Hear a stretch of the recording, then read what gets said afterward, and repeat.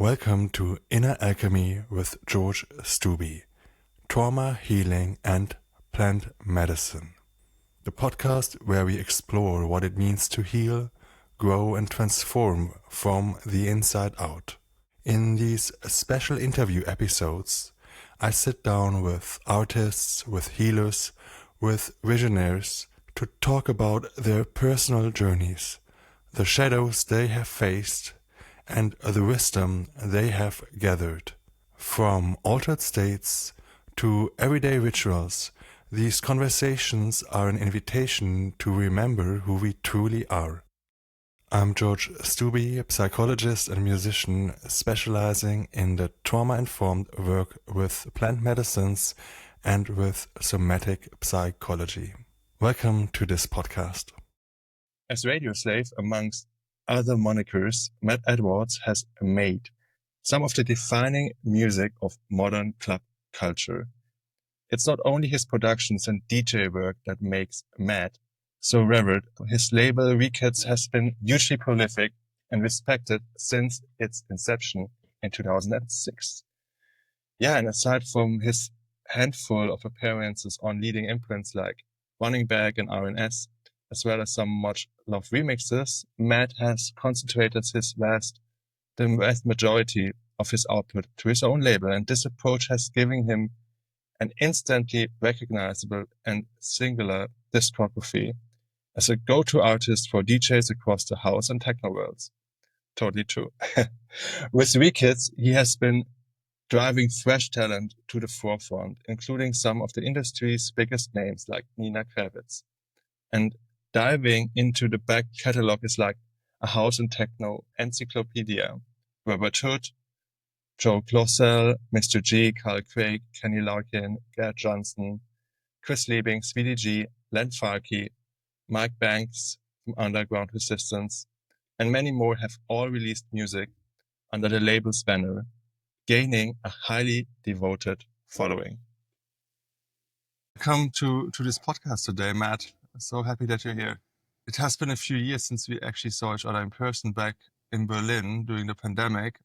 And in the meanwhile, you moved to Croatia. Yeah, we moved to the island of Hvar in the summer of 2022. Basically, at the end of the pandemic, as you know, we were living in the sort of heart of Kreuzberg, and I'd been there for 15 years. And I guess, my wife is Croatian, Eva, and we've got two kids. Anna at the time was she was 6.5, so she would have to start school in Germany, and I guess we just felt that we bought some land on this island years ago. We always thought it would be our sort of place of retirement, something like that. But the pandemic fast tracked this whole process, and I guess being stuck in Berlin for almost 2 years. I mean, I was so used to traveling, as was Eva, as was so many people, so we decided to move, and we've been here for 3 years, and it's been one of the best things I've ever done in my life. What makes it one of the best things that you have ever done in your life? I mean, I grew up in London. I grew up in a city. I've always been a city kid. I've moved from city to city. I grew up in London, then I moved to Brighton, and then to Berlin. And so I've always been attracted to city life. And, being a kid of the 70s, and also, I don't know, I've always been around creative things, whether it's film, music, design.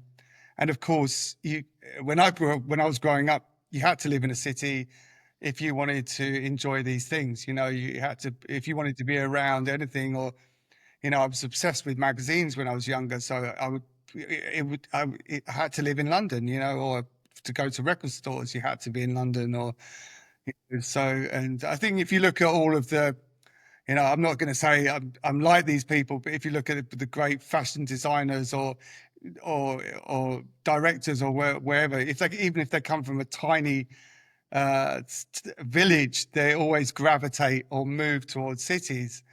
And, so I come from that time, but now we live in the era of the internet, and I can enjoy everything without even leaving my bed, pretty much, and I'm super lucky and that I get to travel with my job, so I can still go to places that I really want to see, whether it's Tokyo or wherever, or even come back to Berlin to see my friends or to play in clubs. So, I'm really, really lucky in that respect. So, Yeah, wow. Um, that totally makes sense to me. Yeah, that's through the internet. Like, it's not needed anymore to be like in the city center of like a yeah, like a city like London or New York, and I mean, still having access and connection.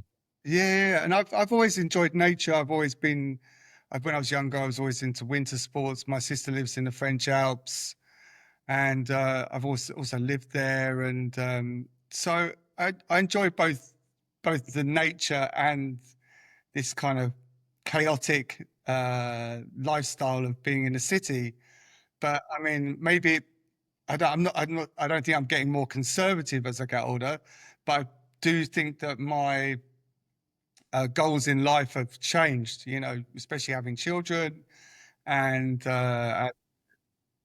yeah, and also, being 50, I now just want to have a more of a peaceful existence, in what is a very chaotic world, so I'm trying to make the best of it, and also give our children the best opportunity that we can give them, Yeah, wow. So I was actually wondering about that, if like moving to this like quiet island like changed the way, like the relationship you with your kids, or like the dynamics with your kids.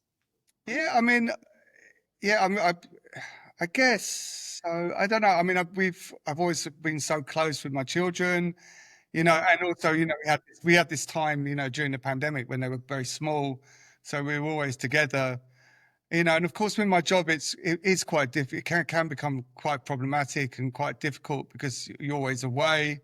Luckily, I'm at home at the moment. I've got some time off, and but no, they have a very free sort of situation here. I mean, our daughter can walk to school easily. We can just let her go off. We live in this old Roman Greek town, which is pedes- mostly pedestrianized. So and everyone knows each other. It's very much this old school sort of like sort of village sort of things. So she's got long blonde hair, so everyone knows my daughter. In our daughter town. So yeah, in that respect, it's just good. I mean, it's completely different. I don't want to say negative things about living in a city. It also has its positives, but living here, we don't have Amazon, we don't have any chain stores, like, so it's a different way of life. We have to buy our food from the market or a small supermarket. We get fresh fish from fishermen, this kind of thing. So my daughter's got an incredibly I guess grown up palate. She loves eating fish, she loves eating everything, so that's great. And our son's also on the autistic spectrum, so he requires therapy. So like this morning, my wife Eva went to Split with Harrison, and this is also something that we were finding incredibly difficult to get living in Berlin, because Berlin is this city that I think has grown so rapidly, and there's not enough doctors, therapists for all of the kids that need help. So, and it's been great for him, as well. He's now 7, and we can let him run free and be in this nature. And living in Kreuzberg, we had to watch every step, leaving the house, whether he's going to fall on broken glass or on a needle or whatnot, so so it's a different, you know it's a different way of life, but especially for him, that whole thing with, having, we found really good therapists here. So, and as, and that's been great, to see his, development from where he was at in Berlin to now it's amazing. Wow, that's so beautiful to hear. And another big change that I read about is that you went into sobriety in the last Yeah, few years. yeah. I mean, that was something that happened during the pandemic, at the end of 2020. I decided to become sober, and yeah, that was probably another sort of landmark of sort of decision within my life. And it's something that I tried before in 2013. In the middle of 2013, I actually got really sick from, I was touring, I was burning the candle way too brightly, and I ended up in the Charité hospital in Mitte, and I had to have my tonsils, my mandals removed, and I was really sick. And at that point, I decided to stop drinking. And then fast forward to the pandemic. I mean, of course, we were at home. I was with the kids, and I just thought, it was maybe just the best thing for me. And we were working with this, the trainer Katerina, and hanging out with them, with her and her partner Bruno, and both sober. And I think that if I'd have had these tools when I was much younger, I mean, the word wellness didn't exist when I was a young man. There weren't these options. If I go to Japan now, you can, or if you go to any country, most countries, sorry, there's an option for not, there's a non-alcoholic beverage option at most restaurants. So, like in Japan, you can get the alcohol-free beers are amazing. So. And all these tools, I think they weren't really available when I was younger I'm really lucky in Berlin as well, meeting very like-minded people who I think who wanted a change in their lives, so. And Larry T was one of these people. Larry, he's like the godfather of Electro Clash. He was the resident at Limelight in New York, and he's now been sober, I think, for 24 or 25 years, and so, and I was hanging out with him during the pandemic as well. I'd already become sober when we kind of rediscovered our friendship, because we hadn't seen each other for like 20 years or something. But it's really interesting speaking to him. I believe that he was working as a sponsor at alcohol AA in Berlin, even though I think he was working with NA in America originally. I'm not sure, but it was great talking to him, and also hearing about his sponsees who were young kids who were 18, 19, who were coming to terms or realizing that they needed to make change. And I think that's great. So, I was 50, well, I was 49 when I decided to go become sober, and that's been the best thing I could ever do in my life. So beautiful to hear, Matt. And you said like, you mentioned like that. From what I heard, that you discovered like new tools that really helped you in that. Like, can you tell me a bit more, like in specific, like what kind of tools helped you to move into like sobriety? Well, I guess, I guess it's meeting young people and hanging out with people much younger than myself who have be able to do this, and realizing that, I don't know, alcohol is so ingrained in our society as being the norm, and I've been I've been writing these little quotes, and I actually feel like it's more like more punk rock to say no, and not be a slave to this thing, and I've got friends who work in the business. I've got friends who run natural wine companies, natural wine distribution companies, and it's great, to see that those markets developing. And I'm not against it, but it's just how I've seen so many of our friends within the electronic music industry have become victims of alcohol. You know, whether some friends have died because of it, and so it's great to see that, especially these days, that it's highlighted and it's been more people are doing it. So that's also really encouraging, and also that's the stigma that was always attached to drinking and drug taking when we were kids, or not when we were young adults. Was that it was kind of like if you don't do it, then you're not cool. Whereas I think now it's almost the opposite. So. And I've got nothing against hedonism and people like, finding, I don't know, their way through these different things, for sure. But it is really difficult to stop, and for a lot of people, especially with the drink and also, it's things like cigarettes. I mean, I wish they would ban cigarettes. Cigarettes is the nastiest things ever, you know? And I just don't understand. I'm just talking to friends. I just don't understand why people would smoke. I mean, these cigarettes are made by these huge companies, and it's a design. They're designed to make you to make you addicted to them. That's it. That's all they are. It's crazy. It is, and it's actually also like, like I'm not sure if you how aware of that you are. Like since the pandemic, like my path took me into like working with plant medicines as a psychologist Yeah, and musician, and mainly with psilocybin in the Netherlands, which is like totally legalized yeah, there. And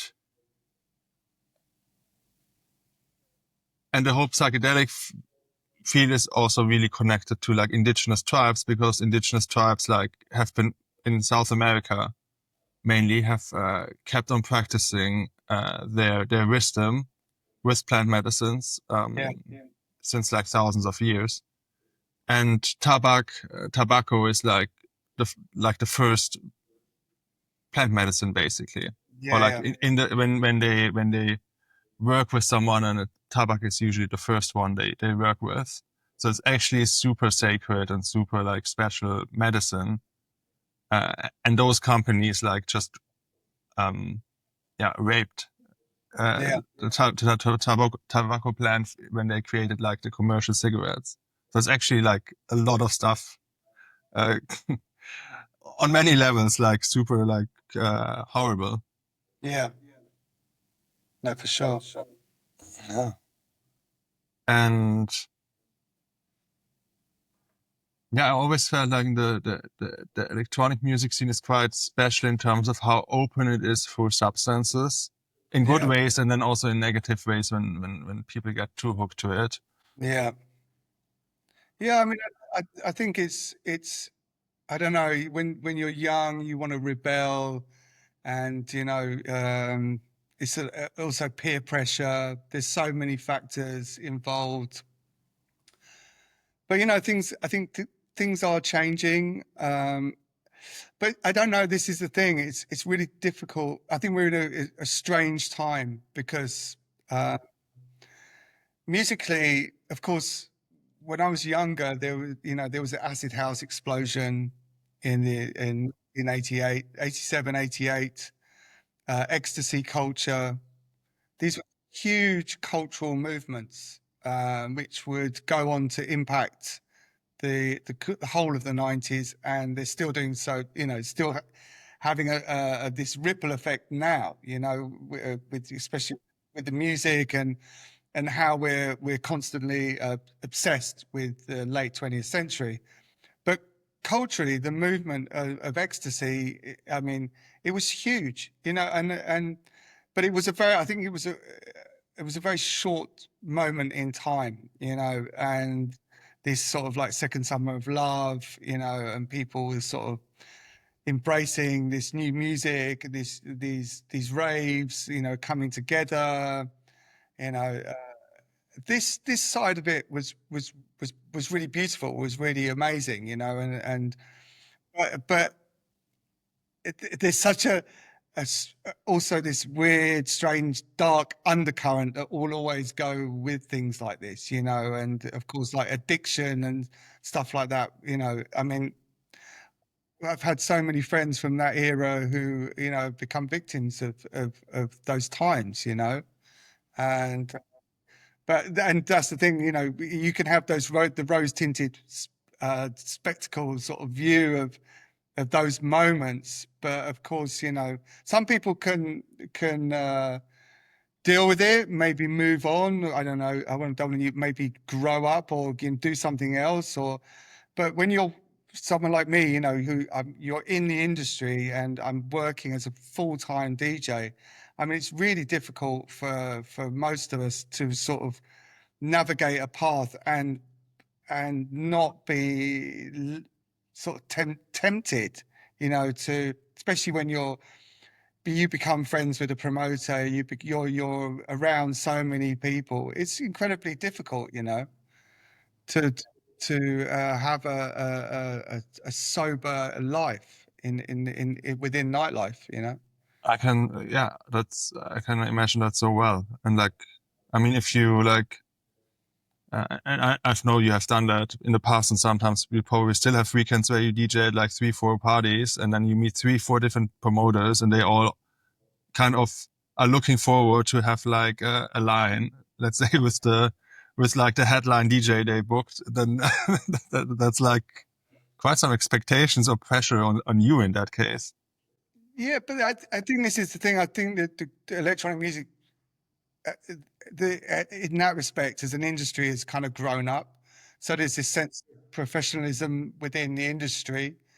But you know, it is still has that party culture, and you know, and it depends on where you're playing. You know, some aspects of the industry are definitely more looser, whether it's you're in Berlin, like your Club Divisionaire, or these kind of parties that are, you know, very much more hedonistic. And then, of course, you know, these big, much more like awakenings, or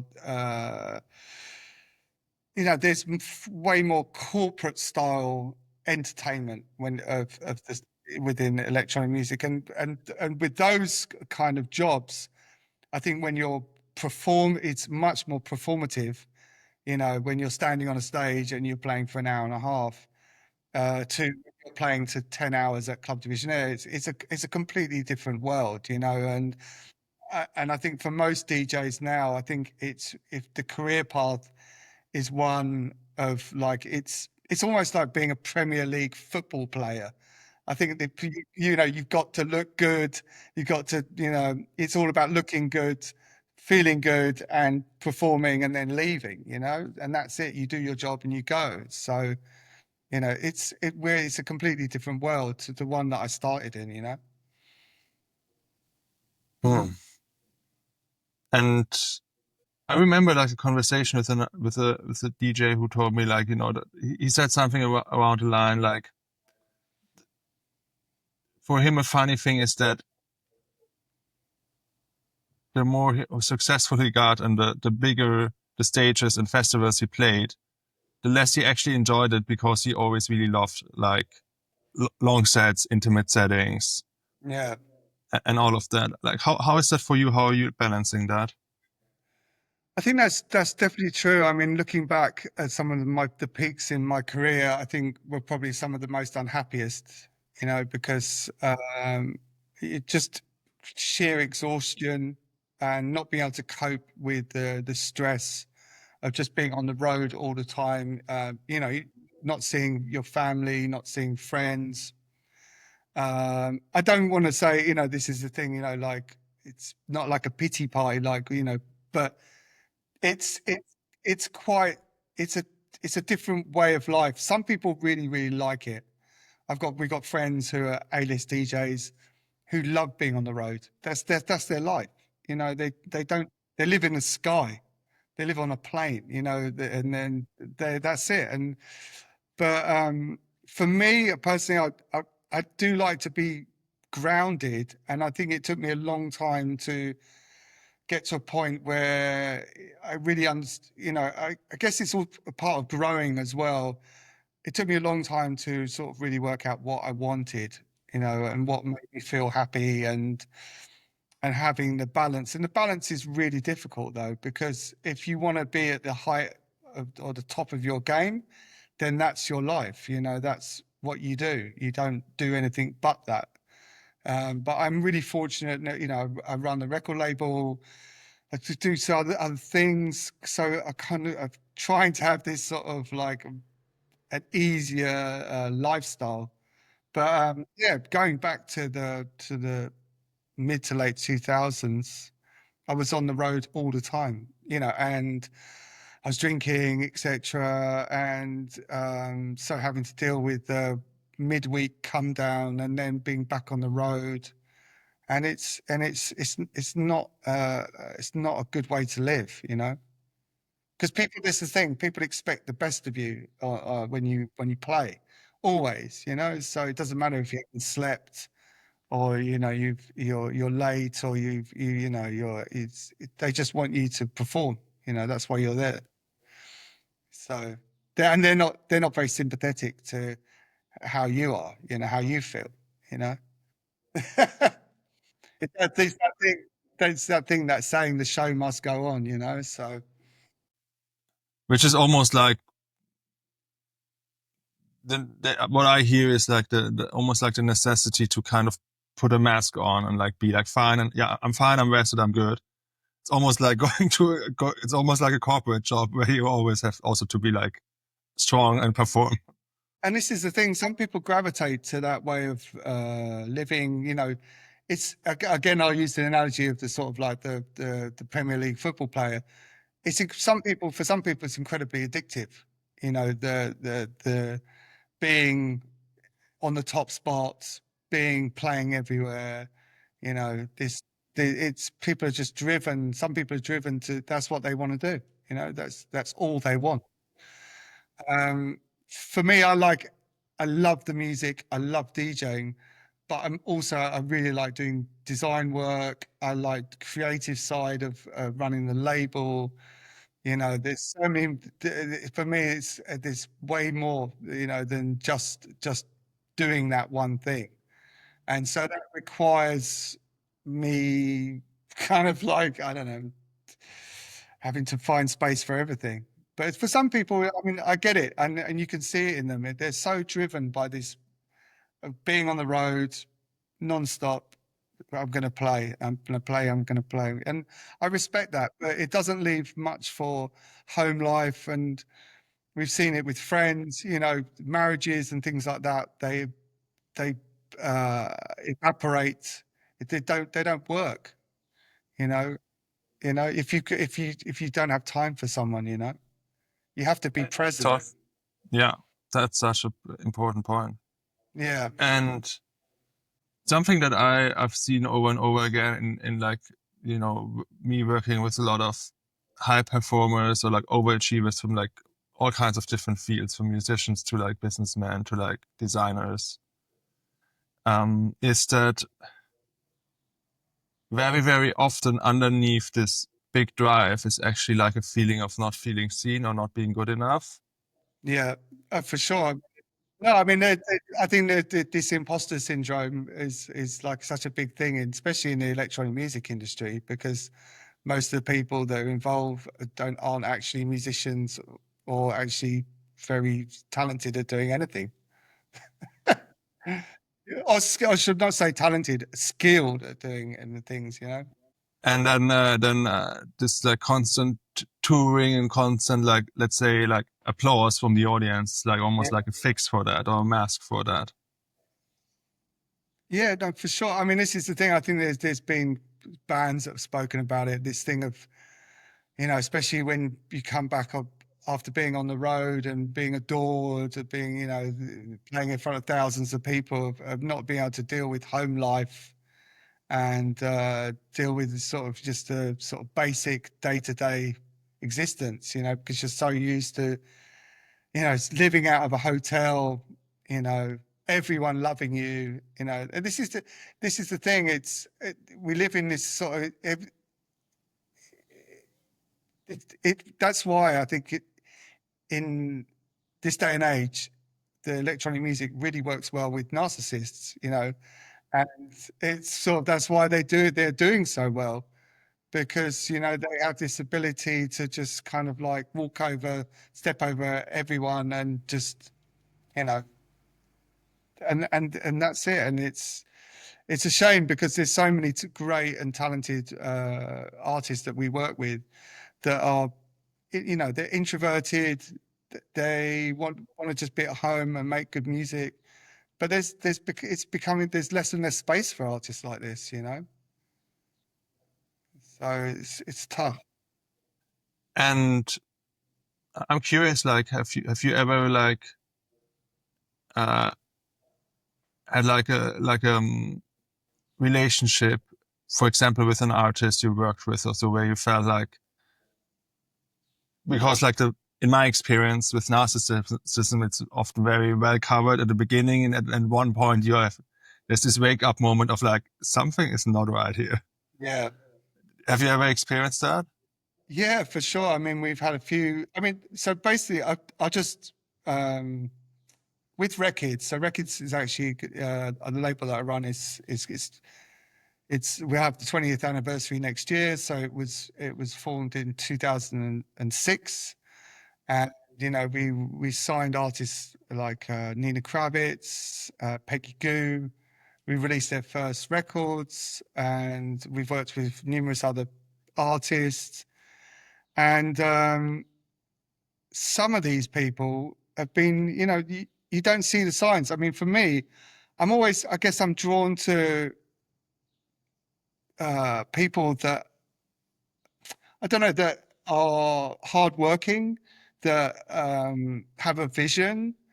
But obviously these are some of the narcissistic sort of maybe traits that you then see later, and it's really difficult.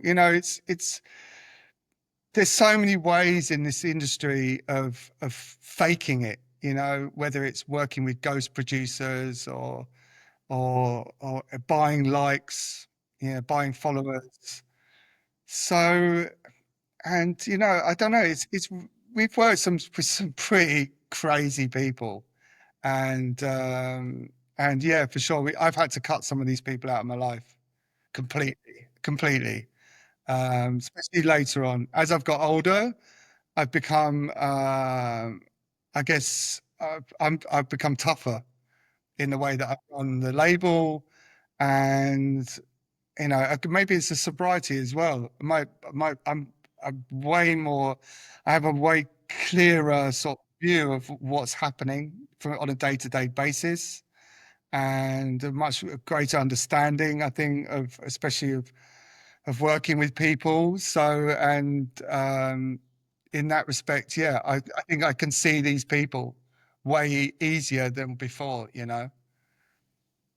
Maybe years ago, I would let these people into my life, and because I was maybe thinking, oh, they're cool, I like what they're doing.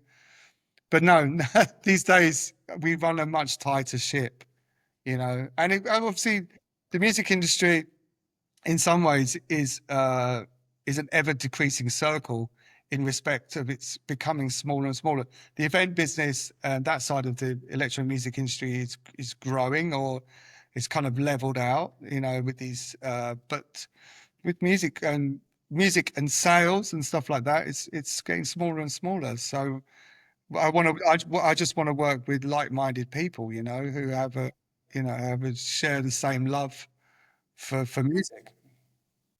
Yeah, I can totally understand that.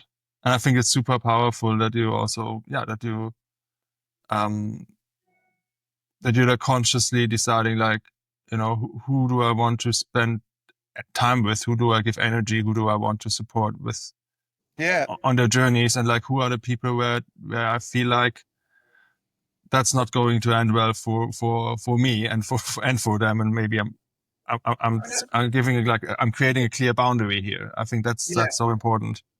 I think you're right in respect of like who do I want to spend time with? And, I think when you're younger, you want to be loved by everyone and have this big group of friends. But as you get older, my group of friends is like 3 people.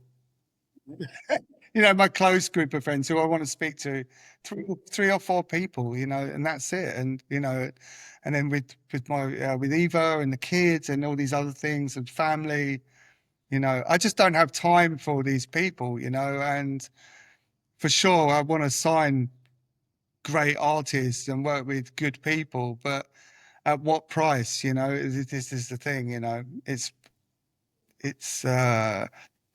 difficult to navigate. Yeah, I can totally understand. And like when I look back for myself, like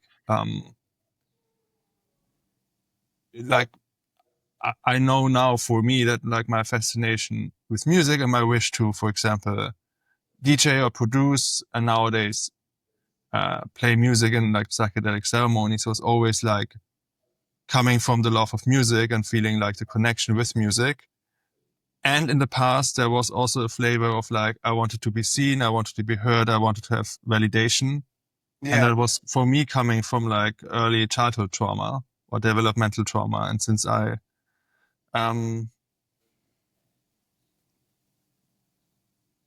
I'm careful to say since I healed that because I think it's a lifelong journey of discovering. But since I made like really big process in that, I feel way more like free and way more like that I'm doing music for the right intentions and not for like Yeah. this shadow fueled. Yeah. I need to get something from it.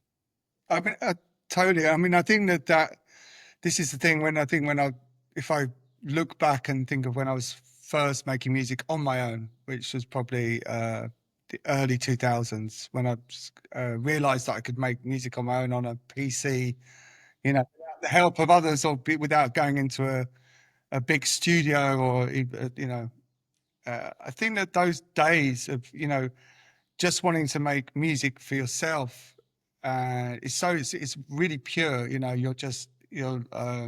I was just making track after track and spending 10 hours a day in the studio and just making the stuff I wanted to hear, and as I got older and as you become successful, or, it becomes harder to keep the purity, because there's so many other factors that come into it because you become a commercial artist, so, and it's, so that's why I'm always say to young producers, you have to really cherish these moments, because if I look at most of the artists that I really admire, especially within the electronic music industry, most of them made the best music when they were younger, when they weren't having to tour, or DJ or do all these other things to make money, and they could just be in a studio and make music, so, and make music for themselves, and that's the thing. And I think it becomes really, I think about it all the time because it's really, really hard not to be caught up in all the noise that's around you, and not be influenced by other things. It's really difficult. I mean, of course, when I was younger, I was always inspired by so many artists, so many records, and I would take inspiration from them. But of course, now with the internet, with streaming, with everything, it's really it's really hard to switch off from everything around you, and have a really sort of pure palette, you know. And it's also hard as well, especially with the technology, especially if you're using like Ableton or you're using, it's really difficult, not to sound like this person or sound like that, with what you're using. So it's hard. Yeah, I hear you. And it reminds me earlier, I heard you say like, I heard you talking about grounding and how important that was for you. Like, what helps you to ground and to cut out the noise and all of that? Well, I think definitely living here, like definitely moving away from the city. I've got way more time living on Hua for the label, for the people, for the artists that need my time. And yeah, I mean, you see people here and they're living such a simple life, you know, whether they're fishing or, I mean, a lot of the people on Hua, they're quite fortunate because, of course, it's holiday island in some way, you know. It's so most people most of the locals, they have land or they have properties, so they're making money from the properties with the tourism. But I think it's really grounding to see people living in this sort of, you know, they're not caught up in all of this bullshit that comes with living in a city, you know. And that's really grounding to me. To, you know, when we moved here, I was really lucky. I went to Japan at the end of the pandemic. I had to get a special visa. There were no tourists there, so I did 2 shows there, and then went on to the rest of Asia. Eva, my wife, and the kids, they left Berlin with her brother. They drove to Croatia. I came here with a suitcase. We left everything in Berlin. We had friends move into our apartment. I left everything on the walls, all the books, the records, everything. I put my studio was still at the time was at Riverside, so that was just there, and a friend was renting that. But I came with 1 suitcase, and I mean, I just don't miss any of the stuff. You know, I don't miss. I know I'm a hoarder. I mean, my parents were hoarders. My dad was a graphic designer, an art director. So there was always books in the house, magazines. My mum's father, so my grandfather, was a huge hoarder, would go to all these like car boot sales, flea markets, etc. So it's in my blood. So I was always a collector, and this is going back again to growing up in an era without the internet, was that you had to have a physical format of whatever it was, you know, whether it's a book, a record, a toy, anything that you're into, you had to own it, you know. So, but coming here, I've just realised I just don't need any of this stuff in my life, and I was clinging on to all these things, hoping that one day I would have this amazing study or library for some reason, that I'd have all my collectibles, all my books. And I just realized that I just don't need it. I don't need any of it. I will keep my books. I really like the books that I have for reference, for artwork and for stuff like that. But even the music, you know, I much prefer now. If I want to listen to music, I'll probably turn on my studio computer and make music, you know, because that's my time that I have for me. I can put headphones on and I can just block everything out and just make music. But, you know, with the things like possessions and stuff, I don't know, it's a very much a thing of being born in the 20th century. I'm not sure if it's the same for the generation of now, you know, whether they will cling on to things the way that we did, you know, be hoarders, collecting. But, you know, but I had all this stuff, you know, around me, and I don't know why, but now I feel like I've cleansed my soul, you know, of all these things. And actually this year I went back to Berlin, and a friend of mine picked up my record collection. It's 10,000 records, and they're now in London. Yeah, so they're now in London in a warehouse. And again, it was that thing of, you know, like, what am I going to do with this stuff? My kids aren't going to want it. And, you know, I'd rather, a friend actually said a really good thing about records and vinyl in particular. He said that they're living things and they need to be played.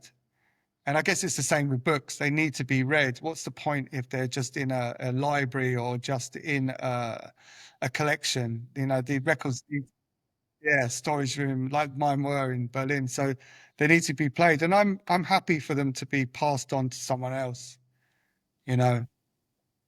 So in that respect, you know, coming here, you know, we downsized quite considerably. and it's great. I mean, I'm talking to you. I'm wearing shorts, t-shirt. I can swim here every day. You know, I don't need a lot of things around me. You know, and yeah, simplifying. And that was the thing. I was the complete opposite. You know, I guess, I was missing something in my life, but I was a shopaholic, and I'm sure you've come across a few of those in your life. But you know, it was that thing of like every time I was DJing and I went to a city, I was like, I've got to go here, I've got to go here, I've got to spend some money, you know, I've got to buy something, you know, whether it's a record or this, and I was kind of like I'm filling up. curious, like when you look back on that, like what are you? I'm wondering, like, what was that giving you? Well, that's the thing. I mean, I speak about this a lot with one of my best friends, with this guy John Martin. He's also like a huge record collector, and it's that thing that the thrill is in the chase when it comes to buying things, you know. And music's a little bit different because we would in the early 2000s we would always go to New York to these record fairs, and we'd buy hundreds of records, and you know it was like this, you know, it was a thrill, you know, it was exciting. And this was before eBay and Discogs and stuff like that. So it was really exciting to find all these things, but again, a lot of these records or items that I bought during over, you know, while I've been touring, always ended up on a shelf. And it was the same with things like clothes as well. And it's it's about having the time to enjoy stuff, you know. And and if you've got this hectic lifestyle where you're traveling, or you know, it's like even like now, like you know, I would say if I go to Japan or go wherever, I might buy something, but I don't know if I'm ever going to get to wear it because I don't know whether, you know. And I think we just amass all these things with the intent of one day I'll wear this, or one day I'm going to read this, or one day I'm going to listen to this. But it's hard to find the time, and especially with with working in, especially in an industry like the electronic music, because my day to day is, you know, Instagram, Facebook, speaking to my label manager. It's full on, and it's 24/7. It doesn't stop because people can reach me everywhere.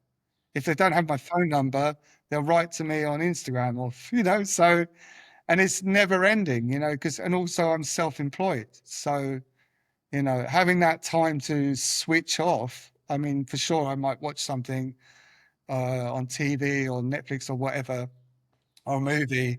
But yeah, but having all these possessions around me just wasn't making me feel happy, you know?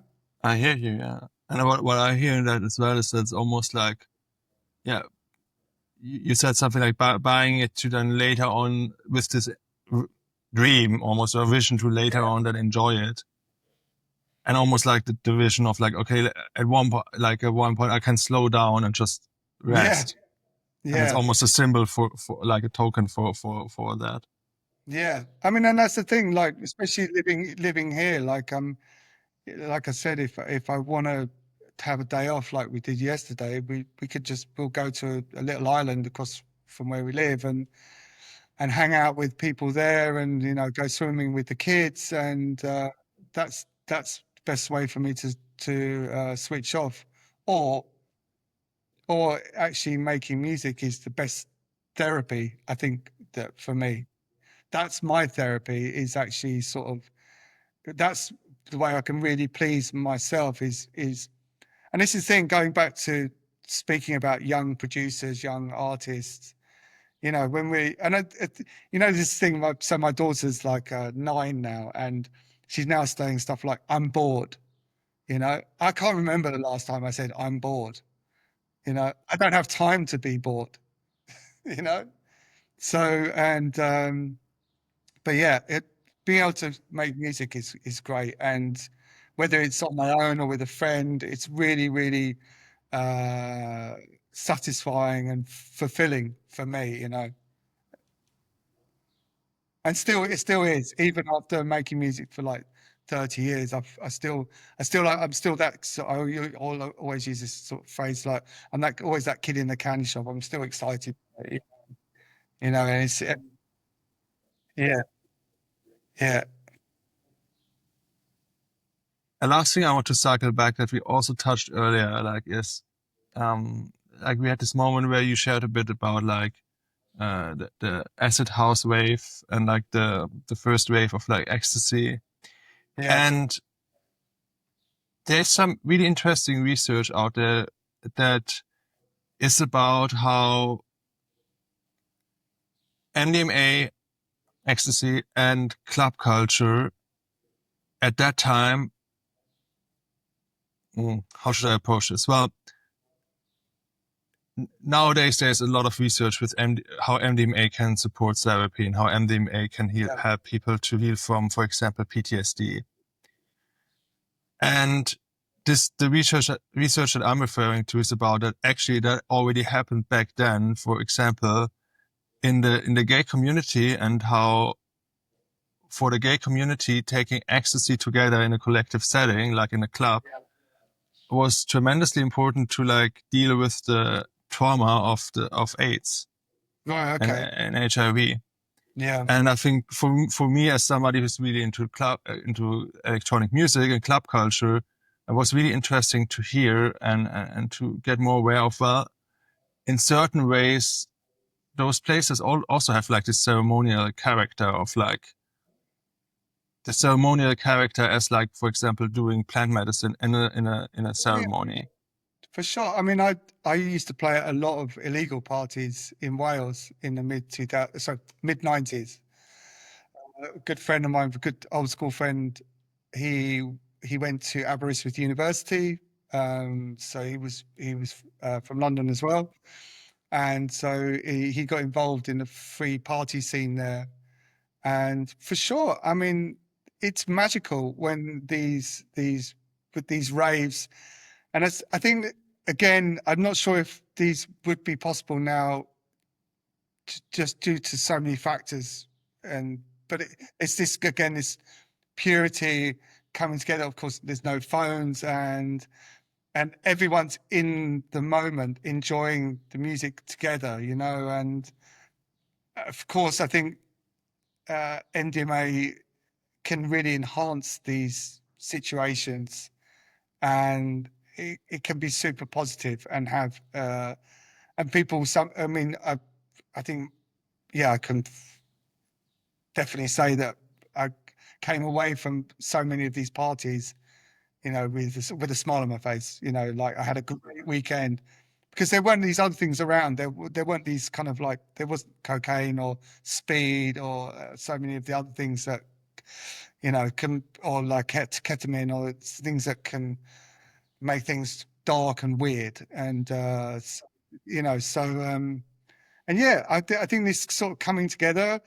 You know, when I was younger, with a lot of the parties I went to in London were all mixed, gay.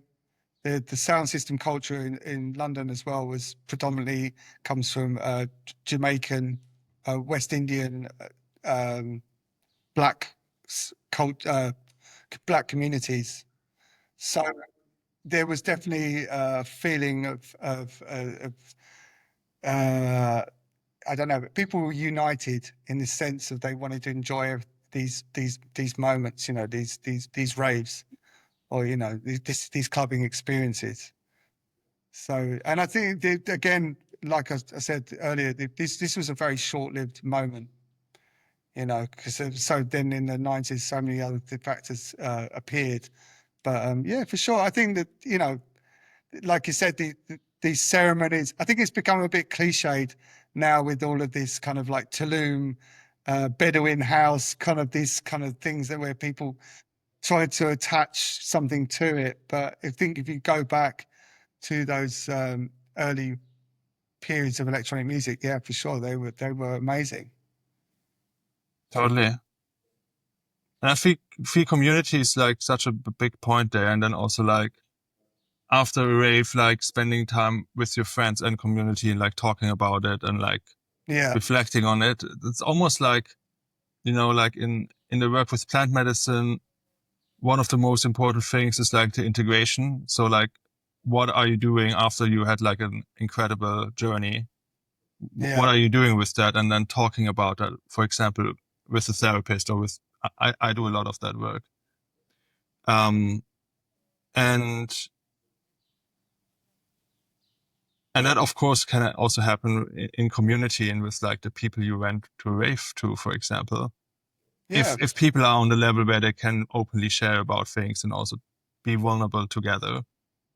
Yeah, I mean, I made some. I mean, some of my friends, my best friends, come from that period of my life. You know, and this is the thing. I mean, it's really this is one of the maybe the sad things about maybe club culture that we're facing at the moment, with so many clubs closing. You know, with the gentrification of happening in so many cities, the increase in rental prices and everything, the less people are going out. You know, and for sure, I think that we need.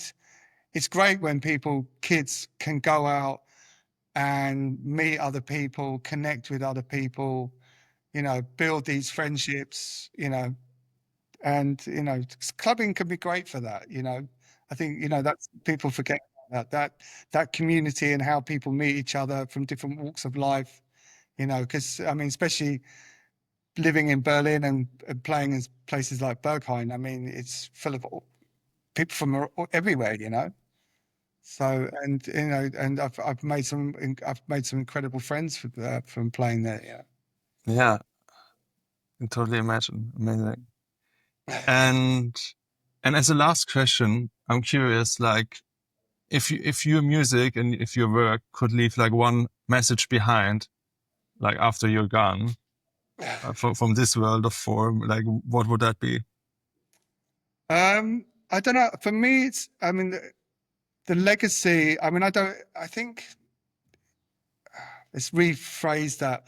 I think what I'm striving to do is hopefully pass on the knowledge and history of of what people have done within electronic music. So maybe I didn't phrase it, but that's why I'm trying to work with some real pioneers. You know, whether it's Robert Hurd or I think it's really important, and this is the thing, and it's really important to pass on the history and pass on good music. You know,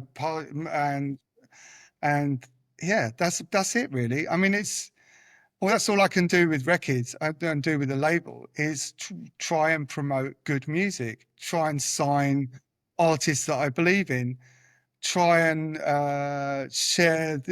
Especially within electronic music, there's so much bullshit. And obviously with what's happening now, it's really hard to get a clear picture. And so it's really important to me to shout about the pioneers, people in Detroit, artists that really just don't have a voice, and that's really important. I love working with the underdogs because I really like to support and promote these people. That's important to me. I mean, that's all I can do. And what we do is just a tiny thing within this whole crazy world. So I just hope that it's just that we can keep doing what we're doing. Thanks so much, Matt. It was wonderful talking to you. Thank you very much. Thank you. It's been a pleasure. Thank you so much for joining me on Inner Alchemy. If today's session resonated with you, consider sharing it with someone who might benefit. To explore more or work with me, you can visit my website, Stuby, Stuby.com, or you can find me also on Instagram as I am George Stuby. And yeah, until next time, may you stay present and embodied and in flow, and sending you much love.